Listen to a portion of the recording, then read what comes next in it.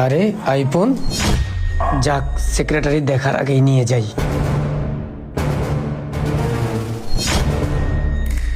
হায় হায়, এটা আমি কি দেখলাম? একজন ইমাম হয়ে সে এত বড় কাজ করলো। তিনি অজুখানা থেকে মোবাইল নিয়ে গেল। একজন ইমামের কর্মকাণ্ড এত খারাপ। ইমাম সাহেব তো কাজটা ঠিক করলো না। আরে কি ব্যাপার, আমার মোবাইল কই গেল? আমার মোবাইল, হায় আল্লাহ, আমার এত টাকা দামের আইফোন, আমি এখন কি করবো? কি ভাই? আরে আমার মোবাইল এখানে রাখছিলাম, আমার আইফোন 1.5 লাখ টাকা দামের আইফোন নিয়ে গেল। কি ব্যাপার? এই মসজিদের ওখানে আইফোন চুরি হয়েছে, তাও আবার সেক্রেটারি সাহেবের। আরে তাই তো। ইমাম সাহেব, ইমাম সাহেব, কার এত বড় স্পর্ধা আমার মোবাইল নিয়ে যায়? ইমাম সাহেব, আরে কথা বলছেন না কেন? ইমাম সাহেব, আসসালামু আলাইকুম ওয়া রাহমাতুল্লাহ। ইমাম সাহেব এদিকে আসুন, আমার কথা শুনুন। আসসালামু আলাইকুম ওয়া রাহমাতুল্লাহ। কি হয়েছে সেক্রেটারি সাহেব? নামাজের ভিতরে এভাবে চিল্লাচিল্লি করছেন কেন? চিল্লি করবো না? আমার আইফোন, যেই ফোনটা আমেরিকা থেকে আমার ভাই পাঠিয়েছে, 1.5 লক্ষ টাকা দামের আইফোন আপনার ওজুখানা থেকে চুরি হয়েছে। এটার দায়ভার কে নিবে? ইন্না লিল্লাহ। কি বলেন সেক্রেটারি সাহেব? হায় রে ইমাম, ফোনটা নিচ্ছেন আপনি, তাও আবার ভালো সাজতেছেন। এত দামি ফোন চুরি হয়েছে, তাও আবার মসজিদের ওখানা থেকে? আপনি মসজিদে ইমাম হয়ে আজকে সাইরা গেছেন, না হইলে আপনার 12টা বাজাইতাম। আমি এত কথা বুঝি না।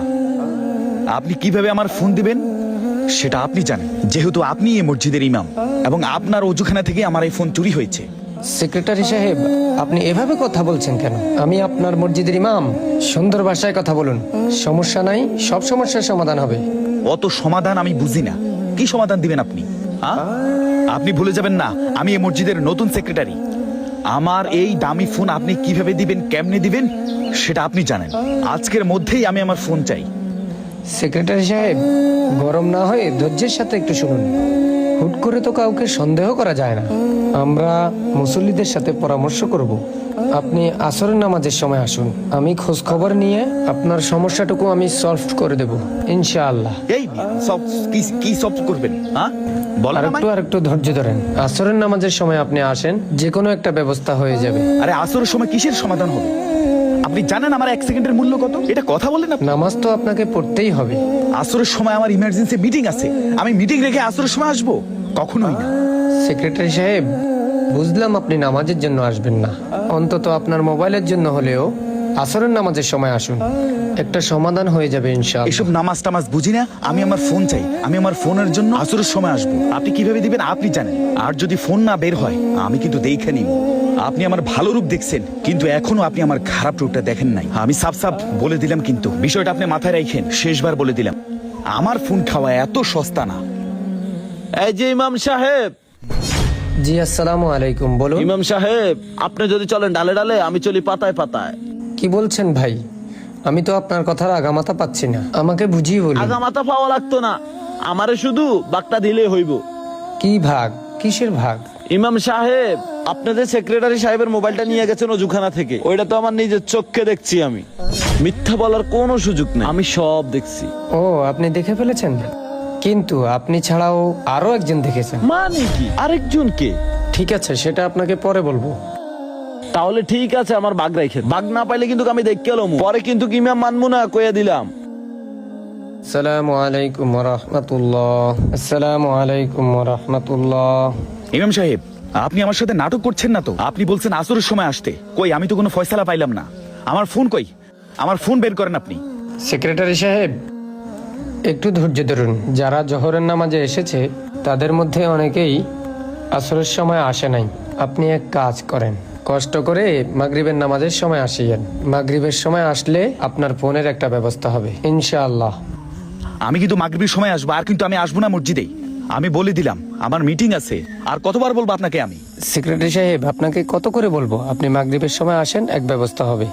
ঠিক আছে, শেষ সুযোগটা দিয়ে গেলাম। কিরে বেটা, কই যাস? আরে বেটা বাজারে যামু।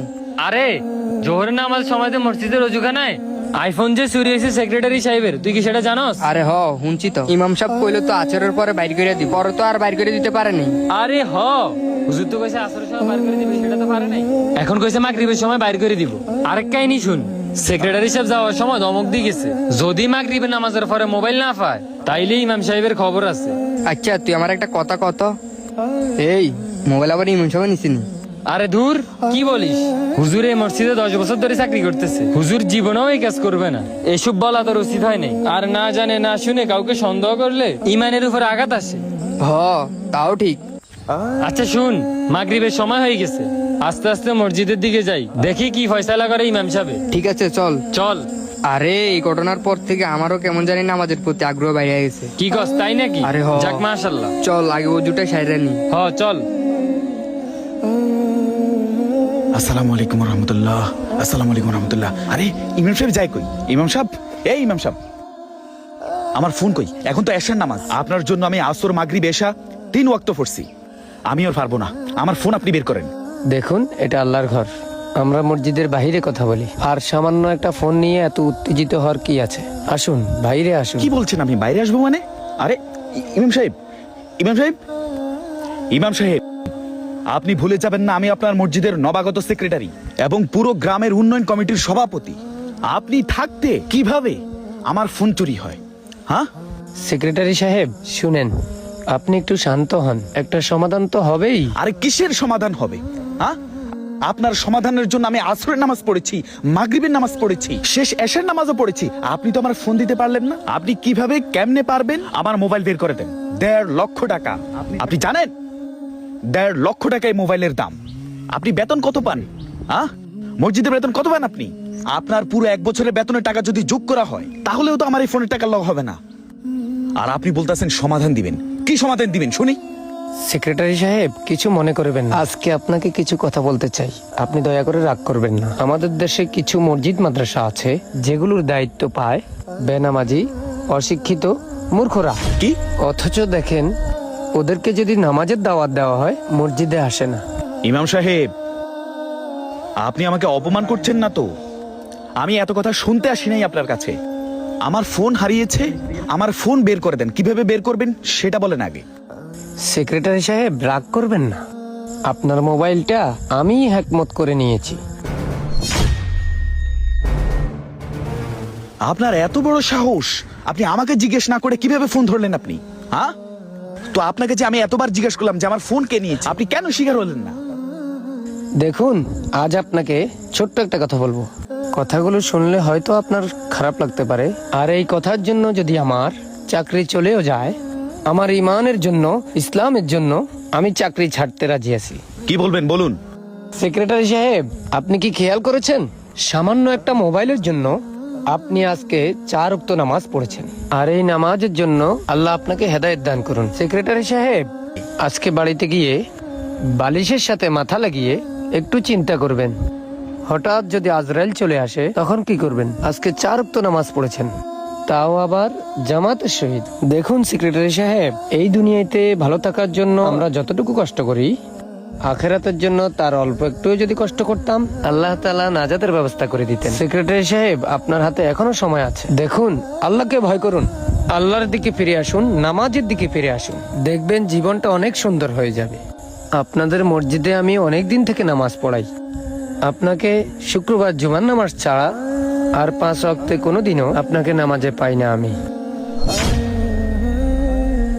সেক্রেটারি সাহেব, নামাজ কি জিনিস, নামাজ না পড়লে কি শাস্তি, এইটুকু বোঝানোর জন্যই আজকে আপনার মোবাইলটা নিয়েছি। এই নেন আপনার ফোন, আল্লাহর রাস্তায় আমাকে ক্ষমা করবেন। ইমাম সাহেব, কিছু মনে করবেন না, আমি না জেনে না বুঝে আপনারে অনেক কথা বলে ফেলছি। আপনারে নিয়ে আমি সমালোচনা করছি, কখনো আপনার ভালো চাই নাই। গত বছর যে আপনার চাকরিটা চলে যাওয়ার পথে ছিল, আপনাকে চাকরি থেকে তাড়ানোর জন্য আমি আপনার বিরুদ্ধে অনেক অ্যাকশন নিয়েছি, কিন্তু আমি পারি নাই। অথচ আপনি আমাকে এলাকার মঙ্গলের জন্য, মুসলিমদের মঙ্গলের জন্য আপনি যে এইভাবে আমাদের ইসলামের দাওয়াত দিতেছেন, সবসময় আমাদের ভালো চাইতেন। আজকে যদি আপনি আমার ফোনটা না নিয়ে যাইতেন, প্রথম ধমকে যদি সত্যটা বলে দিতেন, আমি আসলে বুঝতামই না ইসলাম কি জিনিস, ইমান কি জিনিস, নামাজ কি জিনিস। ইমাম সাহেব, আপনি আল্লাহর দিকে তাকিয়ে আমাকে মাফ করে দেন। আমি যে এত বছর কত নামাজ আমি কাজা করছি, আমি আল্লাহর কাছে কি জবাব দিব? আমি বুঝতে পারতেছি না। আপনি আল্লাহর দিকে তাকিয়ে আমারে ক্ষমা করে দেন। আর খাস করিয়া আল্লাহর কাছে আমার জন্য একটু দোয়া করিয়েন। আমি এ দুনিয়ার মহে পড়ে সব ভুলে গেছি। আল্লাহ যেন আমাকে ইসলামের জন্য কবুল করেন, নামাজের জন্য কবুল করেন। আমি যতদিন বাঁচবো, মৃত্যুর আগ পর্যন্ত যেন আমি 5 ওয়াক্ত নামাজ জামাতের সহিত আদায় করতে পারি। আপনি আমার জন্য দোয়া করেন ইমাম সাহেব। আল্লাহ আপনার প্রতি রহম করুন, আল্লাহ আপনার মঙ্গল করুন। ইমাম সাহেব, খাস আর একটা কথা। ইমাম সাহেব, আপনি আমার জন্য খাস করে একটু দোয়া করিয়েন। আল্লাহ যেন আমাকে ইসলামের জন্য কবুল করেন। আমার জন্য একটু দোয়া করিয়েন, দোয়া করিয়েন। যে আমি এতটাই দুনিয়াবি হয়েছি, আমার নামাজ পড়তেও ভালো লাগে না। ইমাম সাহেব, আজকে তাহলে আমি আসি। ইনশাআল্লাহ ফজরের সময় দেখা হবে। ঠিক আছে, ইয়াগফিরুল্লাহু লানা ওয়া লাকুম। আসি তাহলে। আসসালামু আলাইকুম রহমতুল্লাহ। ওয়া আলাইকুম আসসালাম, ফি আমানিল্লাহ।